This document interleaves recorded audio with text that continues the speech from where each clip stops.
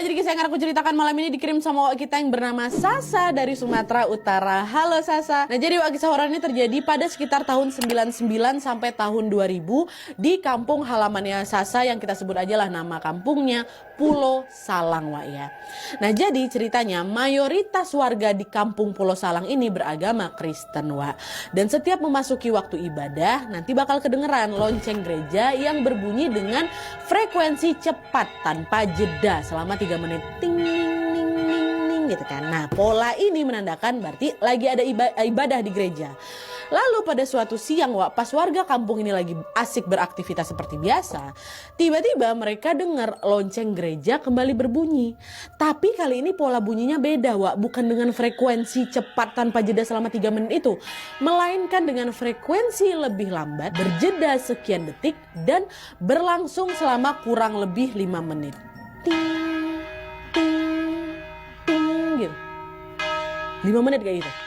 Nah, pas dengar itu orang-orang langsung notice, ini bukan bunyi lonceng tanda ibadah nih, tapi ini tanda kalau ada yang meninggal. Siapa warga yang meninggal? Warga pun mulai ramai kan mencari tahu tentang hal itu.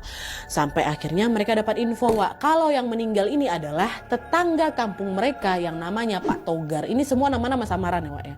Nah, pas tahu kalau Pak Togar ini meninggal dunia, beberapa warga yang lain pun nggak percaya di situ.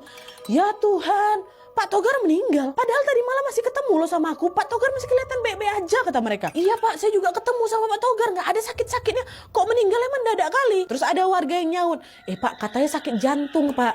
Tadi pagi sepulang dari ngantar anaknya ke sekolah, Pak Togar ini sempat balik tidur. Tapi pas mau dibangunin buat makan, ternyata Pak Togar udah nggak bernapas Pak, kata warga yang tahu ini.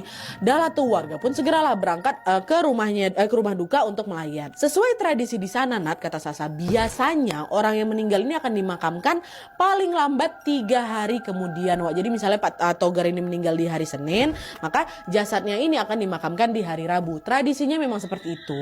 Nah, dari hari pertama sampai hari ketiga, Wak, sebenarnya warga tuh udah boleh tuh melayat ke rumah duka ini. Tapi biasanya yang paling ramai itu, Nat, kata Sasa ya, yang paling ramai itu tuh di hari ketiga nih lah, di hari terakhir, karena di hari itu para keluarga besar almarhum udah pada kumpul semua di sana, Wak, untuk hadirin pemakaman. Dan selain itu, para tetangga yang berhalangan melayat di hari pertama atau hari kedua juga akan datangnya di hari ketiga. Nah, kebetulan keluarganya aku, Nat, keluarga Sasa Wawa kita ini juga datang melayatnya di hari ketiga. Dan pas mereka sampai di rumah duka, mereka ngelihatlah peti matinya Pak Togar sudah dipindahkan ke depan rumah. Lalu, sore harinya pas mereka mau membawa jasadnya Pak Togar ini ke pemakaman untuk dimakamkan, tiba-tiba lonceng gereja kembali berbunyi, Wak, yang menandakan